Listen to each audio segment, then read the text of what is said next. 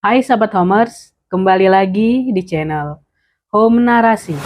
Untuk kisah kali ini, kita punya cerita berjudul Dituduh Persugihan Karena Keluarganya Sering Meninggal. Sebelum kita mulai, jangan lupa tekan tombol like dan subscribe channel ini, serta aktifkan juga lonceng notifikasinya agar tidak ketinggalan cerita-cerita lainnya. Langsung saja kita masuk ke ceritanya. Usaha milik Sarah dan Bimo kian hari kian berkembang. Toko kelontong yang mereka bangun sejak awal menikah kini selalu ramai pembeli. Sampai-sampai toko itu tidak bisa menampung banyaknya pembeli.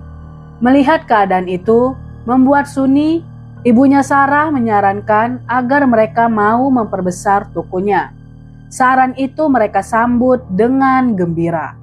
Sarah dan Bimo mulai mencari tempat baru untuk toko kelontongnya. Mereka menyisir bangunan dan ruko yang ada di pinggir jalan raya. Jalan itu sering dilewati orang-orang dan juga mudah untuk dijangkau pelanggannya sekarang. Dari sekian ruko yang mereka datangi, hanya ada satu ruko yang kosong. Ruko itu terbilang sangat luas, sehingga cocok untuk toko kelontongnya. Sarah dan Bimo melihat-lihat ruko itu dari depan dulu. "Kalau ini cocok enggak, Mah?" tanya Bimo pada Sarah yang sedang mengamati bangunan itu. "Dari yang aku lihat, bangunan rukonya masih bagus dan tergolong modern. Yah, jadi kemungkinan bisa membantu kita menarik pembeli." Sarah bergumam saat mengagumi bangunan itu. "Setuju, Mah. Kamu benar juga. Catat nomornya ya, Mah." Bimo meminta Sarah mencatat nomor yang ditempelkan pada pintu ruko.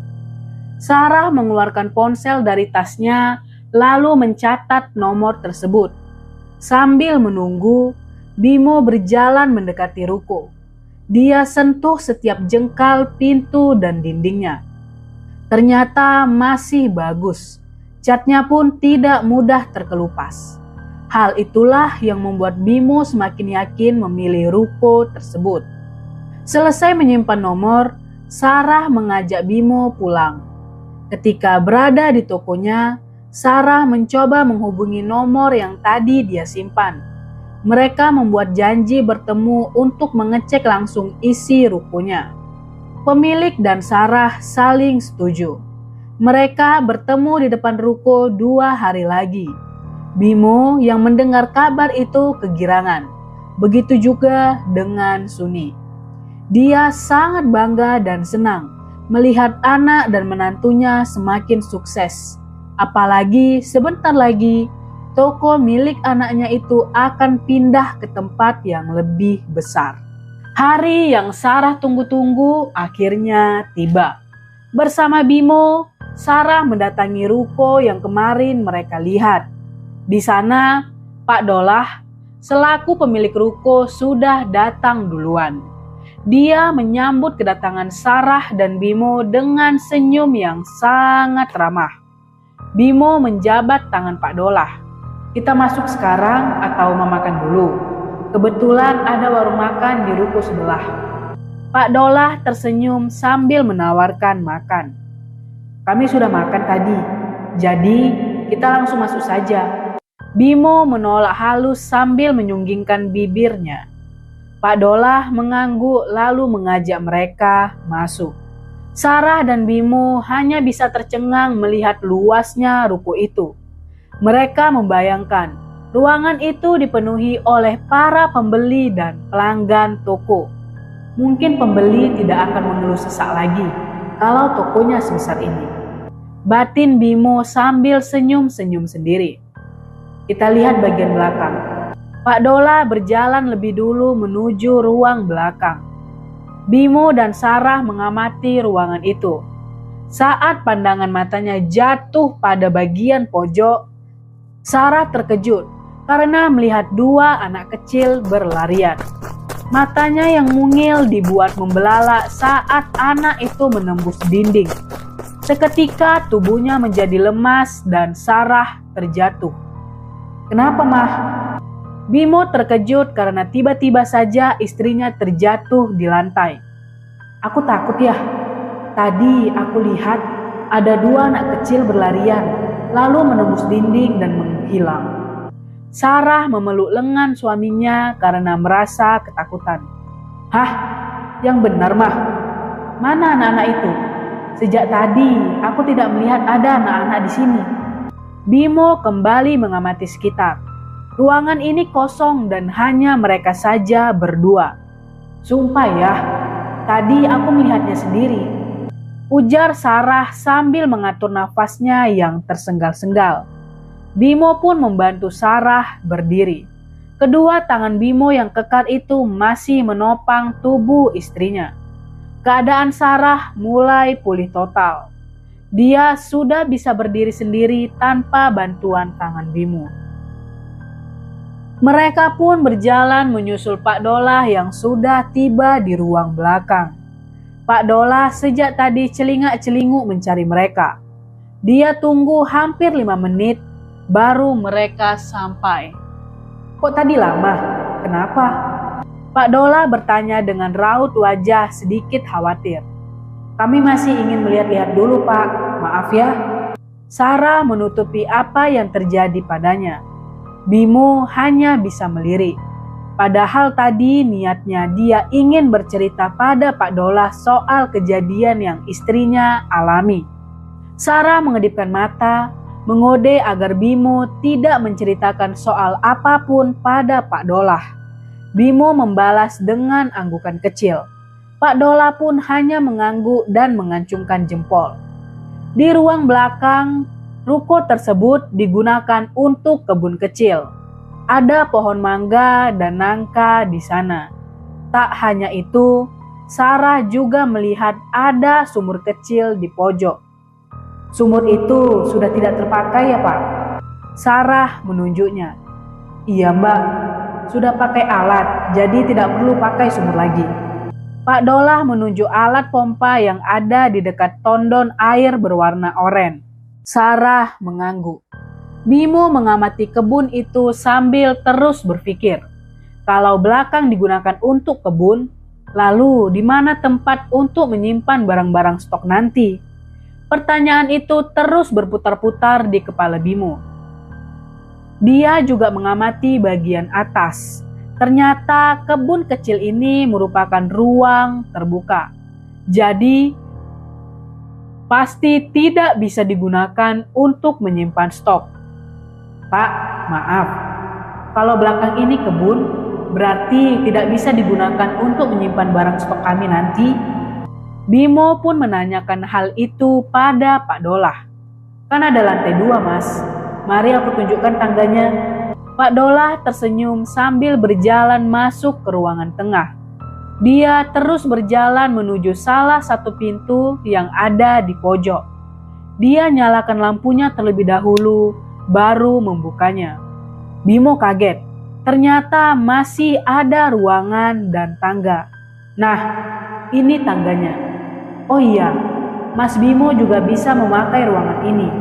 Tapi muatnya sedikit. Sisanya ditaruh di atas saja." Pak Dolah menaiki anak tangga satu demi satu. Bimo dan Sarah mengikuti dari belakang. Sambil melihat sekitar, Sarah masih penasaran dengan 2 anak kecil tadi. Sejak menghilang, tidak ada tanda-tanda lagi. Mereka akhirnya sampai di lantai atas. Lantai 2 itu tergolong luas. Bimo dan Sarah semakin tergiur dan tidak sabar lagi ingin menempatinya. Usai melihat-lihat, mereka merasa cocok. Negosiasi pun terjadi di antara mereka. Saking bahagianya, Sarah juga menjadi lupa dengan kejadian tadi. "Deal ya, Mas?" Pak Dolah setuju dengan tawaran yang Bimo berikan. "Iya, Pak, deal. Berarti besok sudah bisa kami tempati ruko ini?" Bimo tersenyum bahagia. Urat-urat di wajahnya menjadi lebih tampak bersahabat ketimbang sebelumnya. Sarah dan Bimo pamit setelah membayar sesuai perjanjian. Sepanjang perjalanan, mereka sudah merencanakan penataan toko barunya. Mereka juga sudah tidak sabar memberitahu pelanggannya kalau mulai besok tokonya akan pindah. Kita perlu libur beberapa hari dulu. Bimo menghitung waktu yang diperlukan untuk pindahan tokonya. Iya mas, kalau tidak libur nanti repot. Mungkin kita butuh libur 3 hari. Sarah menyarankan. Bimo setuju. Mereka mulai menyiapkan apa saja yang bisa dibawa sore ini. Dengan dibantu para karyawan, Bimo mulai pindahan tokonya. Pindahan hari pertama berjalan dengan lancar. Sarah dan Bimo dibantu para karyawan memindahkan meja kasir dan barang-barang yang penting terlebih dahulu. Dagangan yang dipindahkan pun hanya kardus-kardus yang berisi gelas plastik. Mereka selesai tepat kumandang azan maghrib terdengar. Bimo membeli makan di ruko sebelah sekalian berkenalan. Sedangkan Sarah sudah pulang duluan dengan anaknya. Ketika dia datang, 2 karyawannya masih sibuk menata meja dan beberapa dagangan. Ayo makan dulu, apa kalian tidak capek? Bimo mengantungkan kantong plastik berisi makanan. Sekalian ditata, biar besok tidak terlalu banyak mas. Tono membalas sambil melempar senyum. Bimo mengangguk lalu mengajak Tono dan Yuli makan terlebih dahulu. Mereka makan dengan sangat lahap. Pindah rumah yang memakan waktu hampir seharian membuat tenaga mereka terkuras habis. Maka tak heran apabila nasi sebungkus bisa habis hanya dalam hitungan menit saja. Mas, saya izin ke toilet sebentar, perut saya sakit. Tono meringis sambil memegangi perutnya. Kebiasaan lama yang tidak sembuh-sembuh. Ejek Yuli. Memangnya apa kebiasaannya Yul?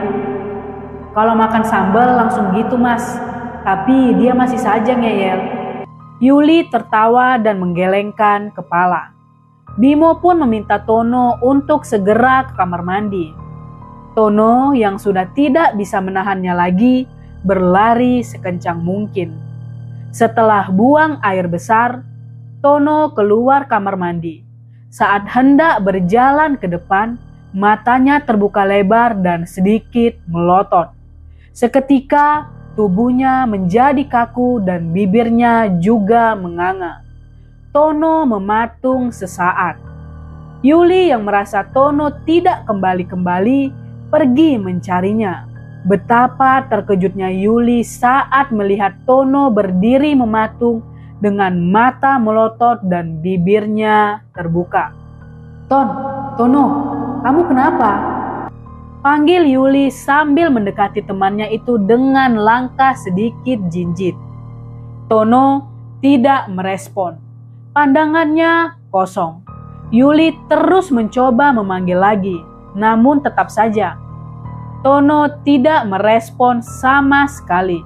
Akhirnya Yuli memutuskan untuk menepuk pundak temannya itu. Tepukan itu membuat Tono bergetar dan matanya langsung berkedip. Dia melihat ke samping, ternyata Yuli sudah berdiri di sana. Kamu kenapa? Sejak tadi diam seperti orang linglung. Yuli mendekati wajahnya untuk memastikan jika Tono sudah sadar. Yuli, ngeri banget, sumpah. Tono seketika berpindah tempat di balik tubuh temannya itu. Wajahnya terlihat jelas sangat ketakutan. Kenapa, Ton? Tanya Yuli yang juga ikutan panik. Pandangannya mengikuti kemana pandangan Tono bergerak. Tono malah diam. Gelagatnya masih tampak seperti orang yang sedang mencari sesuatu.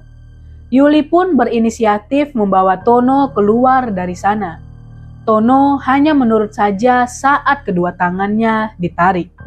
Ketika sampai di depan ruko, Tono baru bisa menceritakan apa yang tadi ia lihat. Dia melihat ada sesosok hitam besar berdiri di sudut ruangan. Sosok hitam itu bermata merah dan sedikit berbulu. Yuli dan Bimo yang ikut mendengarnya terkejut. Tubuh mereka merinding saat mendengar cerita itu. Mereka saling menduga kalau makhluk itu adalah Gundurwo. Karena tidak mau dua karyawannya ketakutan lagi, Bimo meminta mereka untuk pulang. Besoknya, toko sembako milik Bimo sudah buka. Banyak pembeli dan pelanggannya yang dulu datang. Mereka bukan hanya membeli sembako saja, tetapi juga memuji toko baru miliknya. Tokonya semakin besar, jadi tidak perlu berdesak-desakan lagi. Puji salah satu pembeli yang juga sudah lama menjadi pelanggannya. Bimo hanya mengangguk dan membalas dengan senyuman para pelanggan yang memujinya. Lama-kelamaan, para pembelinya semakin banyak. Tono dan Yuli juga ikut senang melihat warung milik juragannya semakin berkembang. Mereka kali ini lebih sibuk karena beberapa pembeli meminta tolong membawakan barang dagangannya. Waktu kerja Tono semakin panjang. Toko yang biasanya tutup jam 5 kini tutup jam 9 malam. Dia sudah menyetujui perjanjiannya dengan juragannya, sehingga dia tidak mempermasalahkannya. Setelah toko tutup, Tono menata barang-barang dagangan yang masih ada. Dia juga menata stok baru yang tadi dikirim. Tono dan Yuli berbagi tugas. Dia menata barang di atas, sedangkan Yuli menata barang di bawah. Ketika berada di atas sendirian, tubuhnya seketika merinding.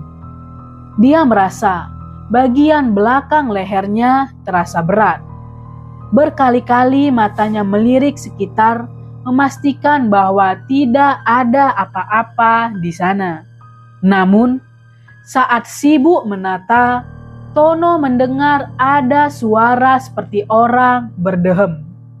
Suara itu terdengar dari belakang dan membuat tubuhnya semakin terasa tidak karuan. Dia coba hilangkan rasa takutnya dan buru-buru menyelesaikannya. Belum lama suara itu menghilang, lagi-lagi dia mendengar suara aneh. Kali ini suaranya terdengar seperti auman serigala.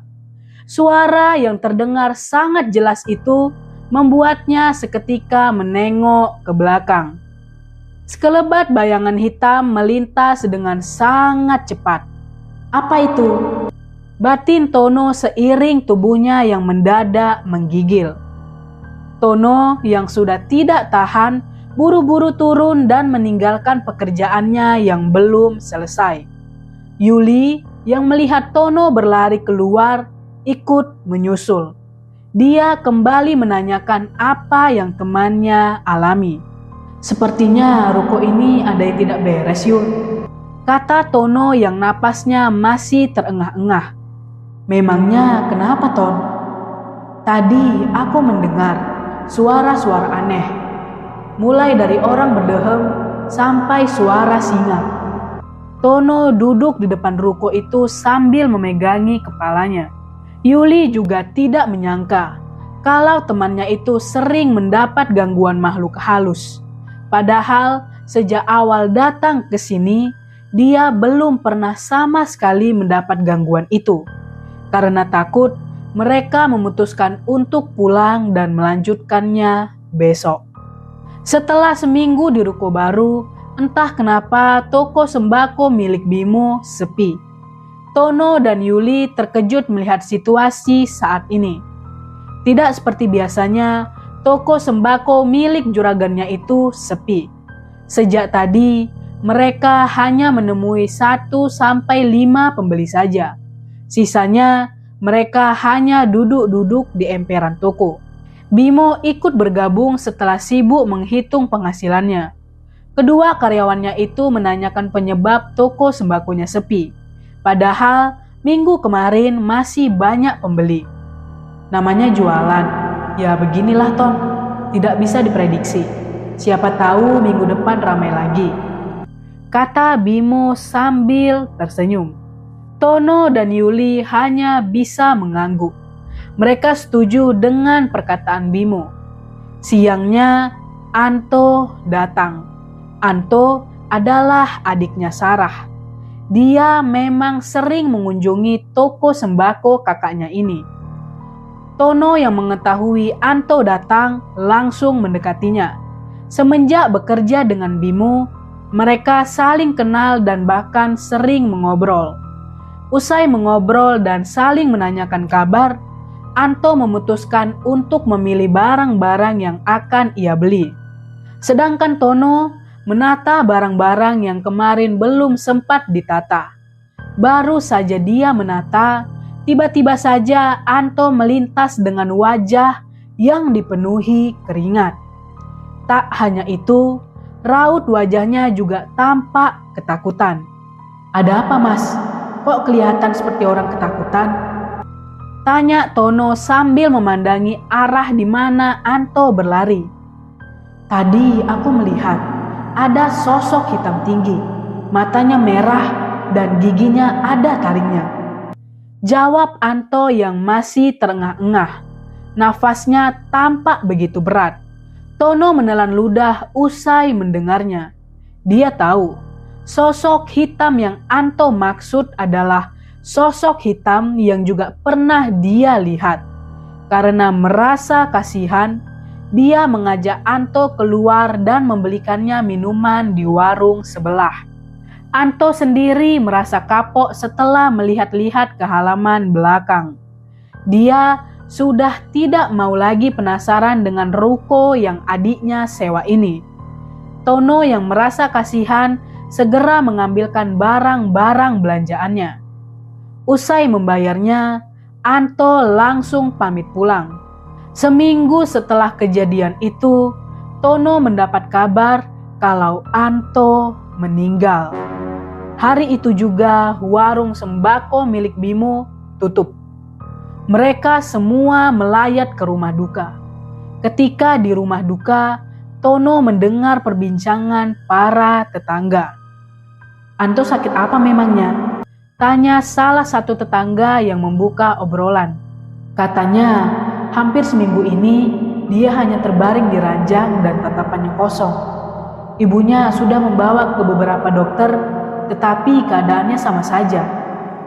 Sudah pernah dibawa ke orang pintar? Belum sempat, sudah keburu meninggal. Tono juga mendengar desas-desus tentang pesugihan. Para tetangga menganggap kalau Anto dijadikan tumbal pesugihan. Bahkan beberapa dari mereka menduga kalau Bimo dan Sarah lah pelakunya. Mendengar itu membuat dada Tono terasa sesak. Nafasnya tampak terasa berat. Dia menjadi kepikiran juga. Sempat kecurigaan muncul di pikirannya, tetapi dia berusaha menepisnya. Tono tidak mau berprasangka buruk pada juragannya sendiri. 2 hari setelah Anto meninggal, toko sembako kembali buka. Tono terkejut toko itu sudah dipenuhi oleh orang-orang. Dia tidak menyangka akan ada pembeli datang sebanyak ini. Padahal minggu kemarin toko benar-benar sepi. Tono dan Yuli bekerja lebih ekstra. Mereka melayani para pembeli dengan sebaik mungkin. Mereka sampai kewalahan dan belum sempat istirahat ketika jam 12. Karena tidak bisa ditinggal, mereka beristirahat secara bergantian. Istirahatnya hanya digunakan untuk makan dan minum. Setelah itu mereka kembali bekerja. Malamnya, ketika toko sembako mau tutup, masih ada pembeli yang mengantri untuk membayar. Melihat itu membuat Tono mulai menyangkut pautkan dengan obrolan para tetangga kemarin.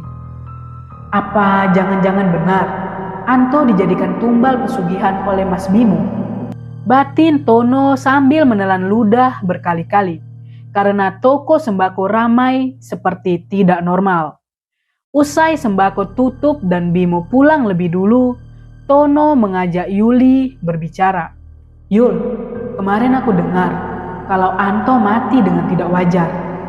Tono membuka obrolan dengan ucapan yang membuat Yuli terkejut.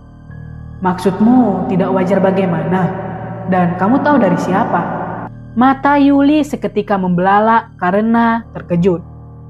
Kata tetangganya sebelum meninggal, Anto hanya bisa terbaring di ranjang dan tatapan matanya kosong.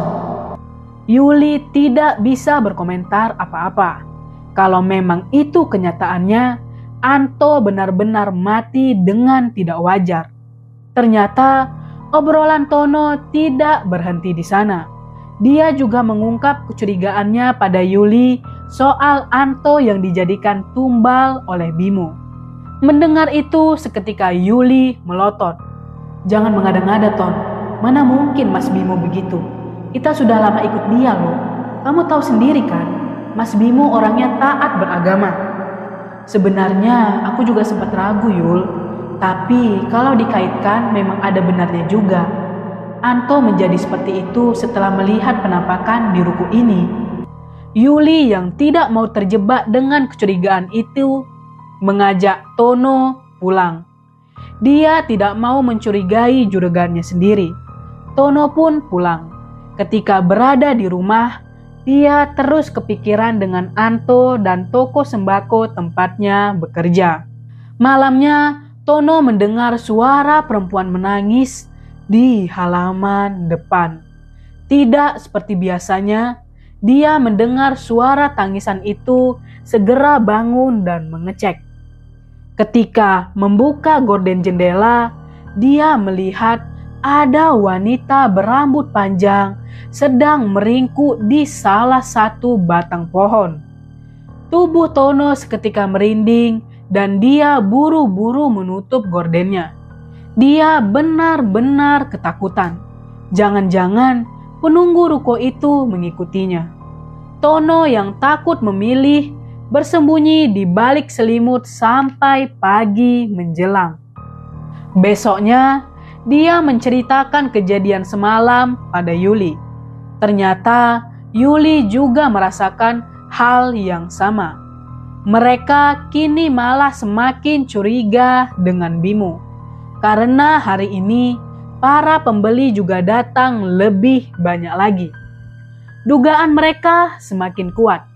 Apalagi saat melihat jumlah pembeli yang sudah tidak wajar.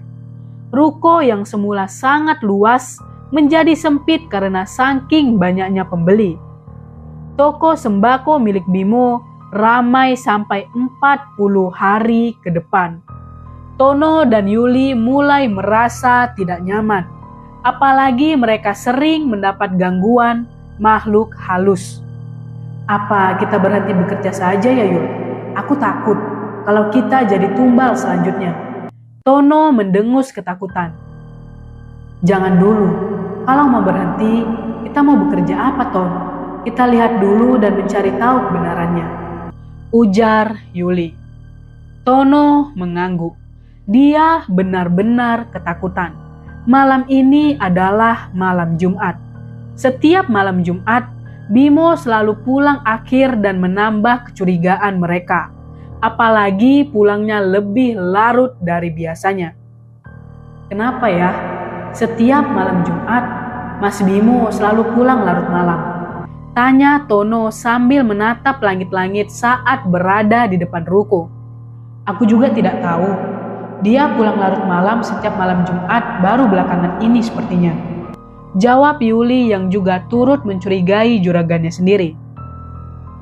"Apa jangan-jangan dia sedang ritual ya?" Pertanyaan itu hanya mendapat gelengan kepala dari Yuli. Yuli tidak mau mengambil kesimpulan sendiri. Meskipun dia curiga, dia juga berusaha berpikir dengan jernih. Setelah mengobrol, mereka akhirnya pulang. Besoknya, toko sembako kembali menjadi sepi. Tono dan Yuli hanya celingak-celinguk berharap pembeli datang. Mereka dibuat bingung dengan keadaan ini. Entah kenapa hari ini toko sepi sekali. Bahkan para pembeli kemarin terlihat hanya melintas saja. Ketika Bimo sedang keluar, Tono dan Yuli saling mengungkap kebingungan mereka. Dugaan mereka seperti dipatahkan oleh keadaan toko hari ini. Aneh banget Yul, kemarin toko ramai sekali, sekarang malah sepi, ujar Tono yang kembali membuka obrolan. Iya Ton, kalau pakai pesugihan tidak mungkin pasang surut seperti ini, kata Yuli yang mulai mengikis rasa kecurigaannya. Tono hanya mengangguk saja. Sepanjang hari itu mereka hanya melayani 5 pembeli saja. Bimo mendekati mereka setelah melihat wajah kebingungan 2 karyawannya tersebut. Dia meminta maaf karena hari ini tokonya sepi. Tono dan Yuli memakluminya. Malamnya, usai pulang dari kerja, Tono bertemu dengan Bude Yekti. Bude Yekti sering belanja di toko sembako milik juragannya. Bahkan dia menjadi pelanggan tetap. Bude Yekti menanyakan alasan kenapa toko sembakonya tutup. Tono tentu saja terkejut karena toko sembakonya selalu buka. Bude Yekti yang mendapat jawaban darinya tidak percaya. Buka apaan? Aku lewat berkali-kali, tokonya tutup. Bude Yekti mendengus kesal dan berlalu meninggalkan Tono yang masih tampak kebingungan. Sepanjang perjalanan pulang, dia terus memikirkan perkataan dari tetangganya itu. Bagaimana bisa toko yang buka kelihatan tutup? Apa jangan-jangan pembeli lain juga merasa begitu? Sampai hari-hari ini pembelinya hanya beberapa saja. Batin Tono yang masih keheranan atas kejadian yang terjadi belakangan ini. 2 hari berikutnya, Tono mendapat kabar kalau Anjas menderita penyakit yang sama dengan penyakit yang dialami Anto sebelum meninggal. Kabar itu dia dapat dari tetangga Anjas yang sering belanja di toko itu. Anjas sendiri adalah kakaknya Sarah. Sarah merupakan anak kedua dihimpit oleh kakak dan adiknya. Muncul ketakutan dari dalam dirinya. Dia juga menduga kalau Anjas adalah korban tumbal selanjutnya. Di sisi lain, Suni yang tidak mau kehilangan anaknya untuk kedua kali membawa Anjas ke rumah Mbah Gembreng. Mbah Gembreng sendiri merupakan orang pintar yang terkenal dengan kesaktiannya. Dia sering mengobati orang-orang yang terkena santet atau praktek gaib.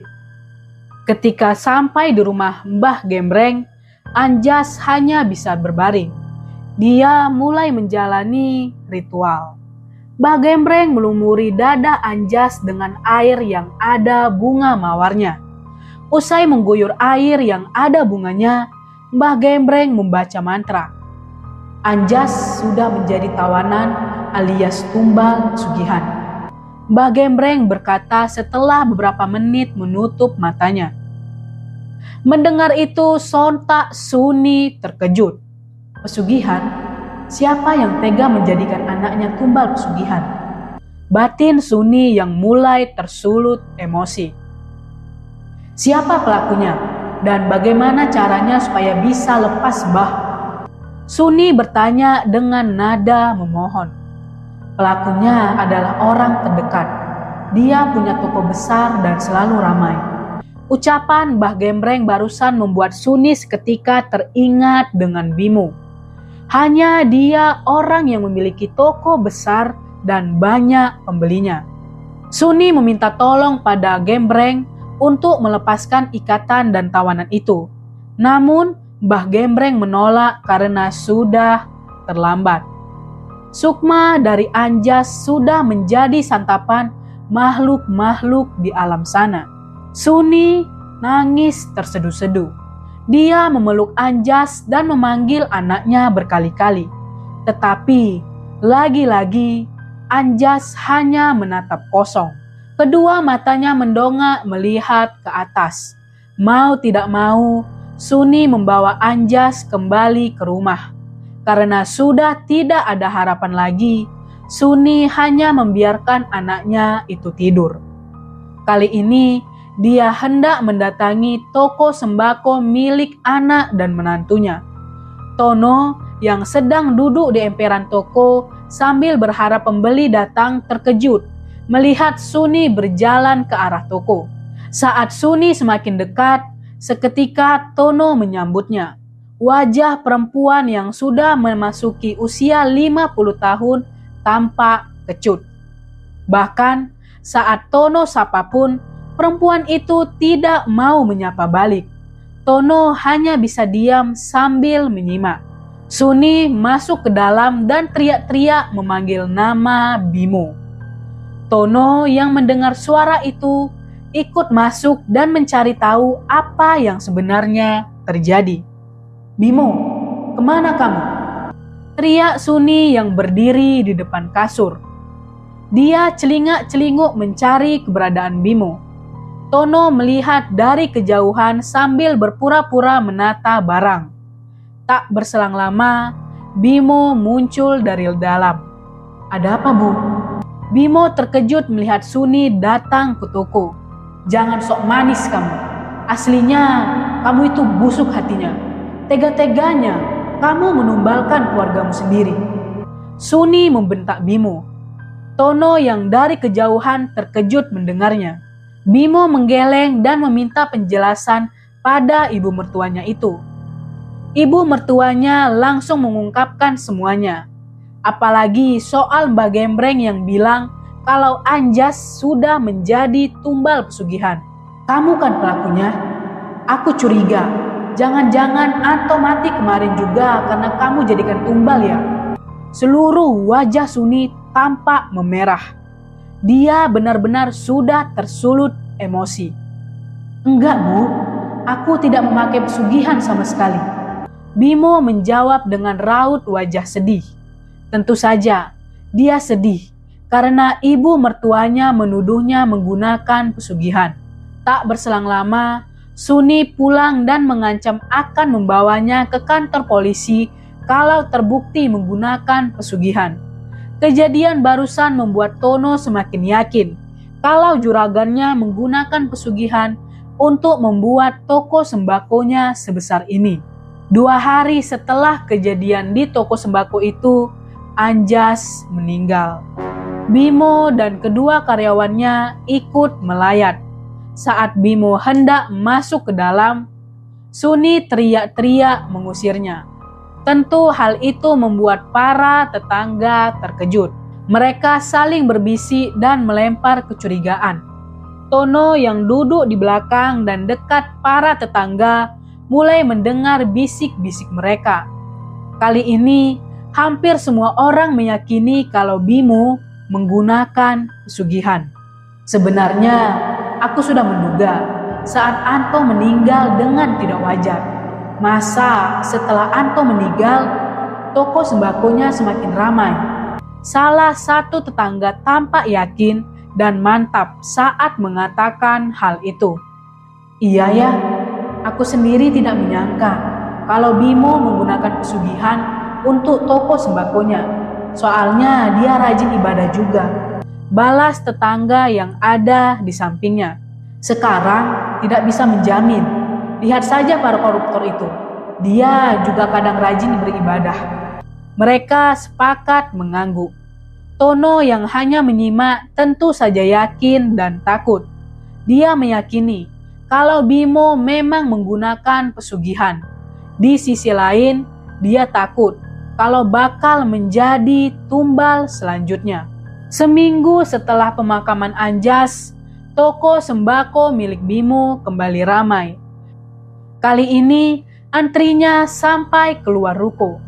Tono dan Yuli sampai terheran-heran. Bagaimana bisa toko sembako yang tidak seberapa bisa memiliki pembeli sebanyak ini? Tono dan Yuli sampai kewalahan. Malamnya, setelah ruko tutup, Tono mengungkap kalau dia ingin berhenti bekerja.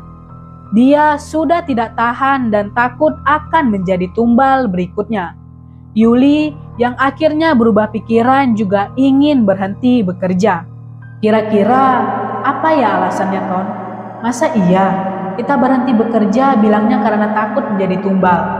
Kan tentu saja tidak. Yuli mendesah. Ya jangan. Aku sendiri juga bingung mau alasan apa. Bagaimana kalau kita alasan merantau saja?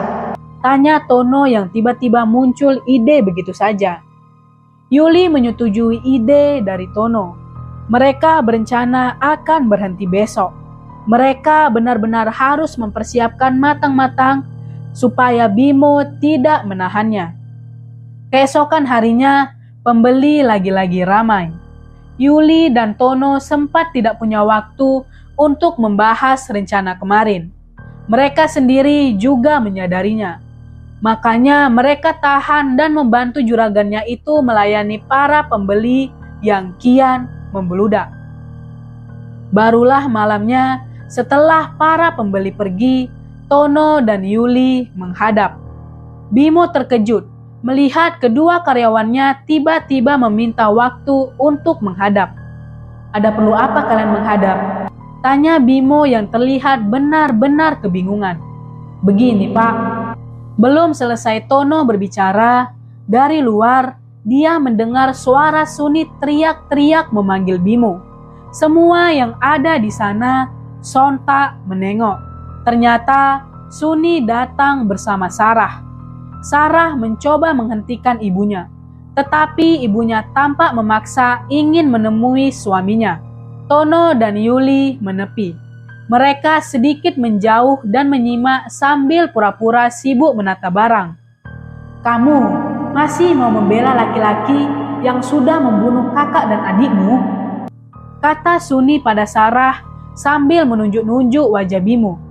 Bu, Mas Bimo tidak melakukan itu. Aku jadi saksinya. Sarah menggeleng. Sejak di perjalanan tadi, dia terus menangis. Kamu tahu apa Sarah? Dia itu laki-laki berhati busuk. Laki-laki seperti ini mana mungkin mau memberitahumu. Aku yakin dia melakukan pesugihan ini di belakangmu. Sarah menggeleng. Tak berselang lama, Suni meminta Sarah agar bercerai dengan suaminya. Semua yang ada di sana terkejut, tak terkecuali Bimo. Bimo memohon pada ibu mertuanya agar mempercayainya. Bukannya luluh, Suni malah memaki-maki Bimo. Sarah hanya bisa menangis dan mencoba menghentikan ibunya. Suni terus mendesak dan memaksa Sarah untuk bercerai dengan suaminya. Bahkan ibunya itu sampai mengancam kalau dia tidak mau bercerai. Kalau tidak mau, ibu mau bunuh diri saja. Ibu tidak sudi punya anak yang membela orang jahat seperti dia. Bentak Suni sambil berbalik badan. Sarah berlari mengejar ibunya. Tetapi ibunya tetap bersikeras berjalan keluar ruko. Sarah yang tidak mau hal buruk menimpa ibunya, akhirnya mau menuruti kemauan ibunya. Mendengar itu, Suni langsung berhenti. Dia kembali menanyakan keputusan anaknya sekali lagi. Dengan berat hati, Sarah mengangguk. Bimo tidak bisa berkata apa-apa lagi. Sarah meminta maaf pada Bimo sebelum dia pulang ikut ibunya. Melihat kejadian itu, Tono dan Yuli merasa kasihan pada Bimo. Mereka menundanya karena kasihan pada juragannya itu. Bimo yang mendapat tuduhan itu tidak terima. Dia ingin membuktikan pada keluarganya kalau dia tidak menggunakan pesugihan. Kalian juga percaya kalau aku menggunakan pesugihan? Tanya Bimo pada mereka. Tono dan Yuli seketika terdiam. Pertanyaan itu terlontar begitu cepat dan membuatnya sulit mencari jawaban yang tepat. Tenang saja, aku akan membuktikannya. Bimo tampak berdiri dan berjalan tergesa-gesa keluar dari ruko tersebut. Tono dan Yuli tampak merasa bersalah. Dari raut wajah juragan itu, mereka bisa melihat kalau sepertinya Bimo memang tidak menggunakan pesugihan. Namun, lagi-lagi mereka tidak mau terjebak hanya dari raut wajah. Tono pulang dan terus memikirkan peristiwa yang akan dia ingat nantinya. Dia tidak tahu apakah juragannya itu berbohong atau tidak. Yang jelas, dari serangkaian peristiwa Bimo sepertinya menggunakan pesugihan. Besoknya, Tono kembali bekerja. Namun, Bimo tidak terlihat di ruko. Kunci ruko kemarin dititipkan pada Yuli, sehingga hari ini merekalah yang melayani para pembeli. Sampai malam, Bimo juga tidak datang. Kemana ya, Mas Bimo? Dari pagi tidak terlihat. Gumam Yuli gelisah. Dia takut terjadi apa-apa pada juragannya. Aku tidak tahu, apa mungkin dia sengaja menjebak kita di sini, lalu menjadikan kita tumbal berikutnya? Tanya Tono ketakutan. Yuli hanya bisa menggeleng kepala. Mereka benar-benar bingung dan takut. Tono yang sudah tidak tahan mengajak Yuli menemui orang pintar yang dulu sering menjadi langganan kakeknya. Di mana rumahnya?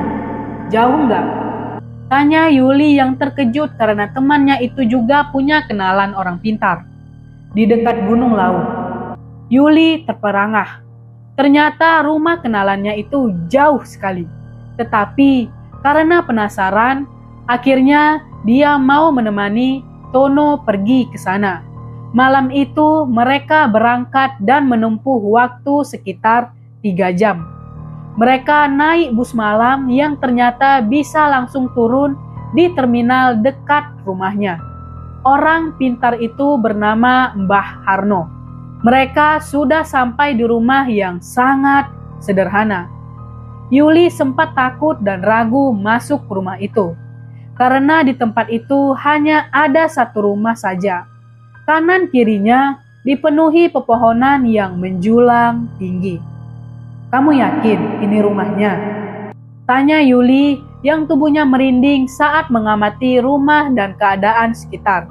Iya, ini rumahnya Yul. Ayo masuk. Tono mengajak Yuli masuk ke sana. Setibanya di depan rumah itu, Tono mengetuk sebanyak 3 kali. Mbah Harno langsung membukakan pintu. Tono dan Yuli melihat penampilan Mbah Harno yang hanya mengenakan baju tanpa dikancing. Dadanya yang kurus membuat tulang-tulang dadanya terlihat. Kulitnya juga sudah keriput. Mbah Harno mengetahui kalau itu adalah cucu dari temannya. Langsung memintanya masuk. Setibanya di ruangan tempat Mbah Harno biasa melakukan ritual, Tono langsung mengungkapkan alasannya datang ke sini. Dia menceritakan semua peristiwa yang dia alami belakangan ini. Mbah Harno hanya mengangguk-angguk sambil memulai memasukkan bunga ke dalam air yang sudah dipenuhi bunga-bunga.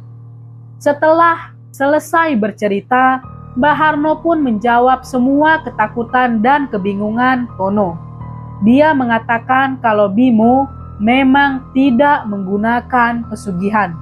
Perkataan itu membuat Tono dan Yuli hanya melongo saja.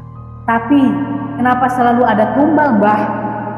Pesugihan di ruko itu memang ada, tapi bukan juraganmu, tapi penyewa sebelumnya. Pesugihan itu masih tinggal di halaman belakang dan di bawah gundukan tanah. Mbah Harno memberi penjelasan sangat detail. Seketika, Tono dan Yuli merasa bersalah karena selama ini berprasangka buruk pada Bimo. Tono yang ingin menebus kesalahannya langsung mengajak Mbah Harno ikut dengannya. Dia harus menjelaskan pada semuanya kalau Bimo bukan pengguna pesugihan itu. Mbah Harno pun mau membantu mereka dan ikut ke ruko.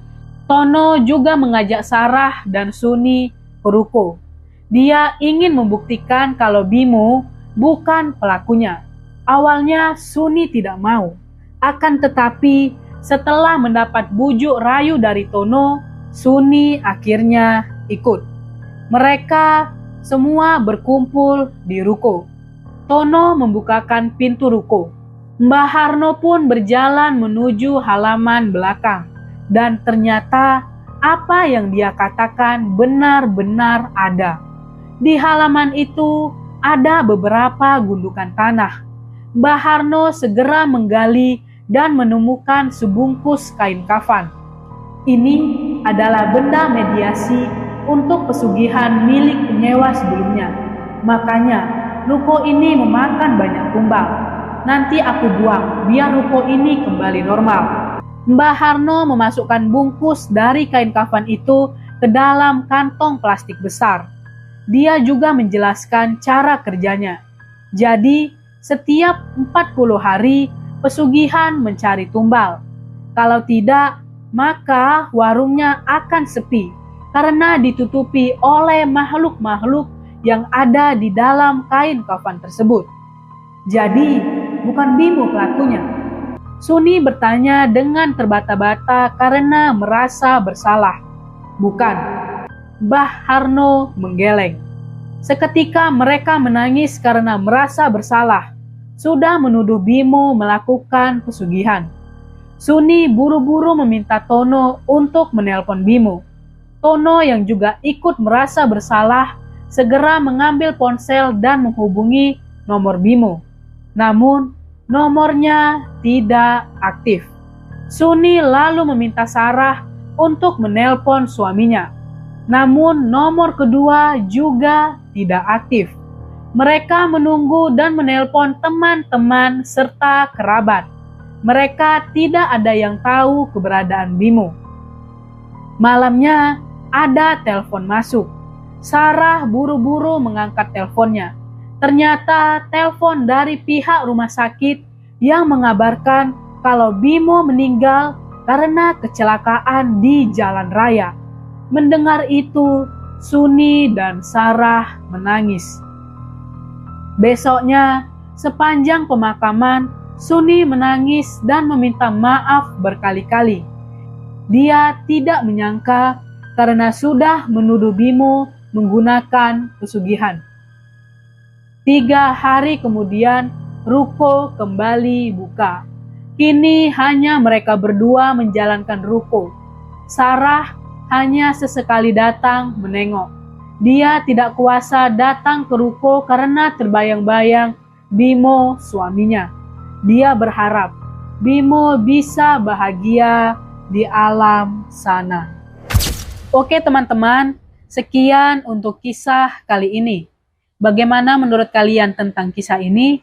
Tulis komentar kalian di kolom komentar, dan buat teman-teman yang baru bergabung, jangan lupa untuk like, komentar, share, serta subscribe channel ini. Dan nantikan kisah-kisah horor berikutnya. Tetap di channel Home Narasi.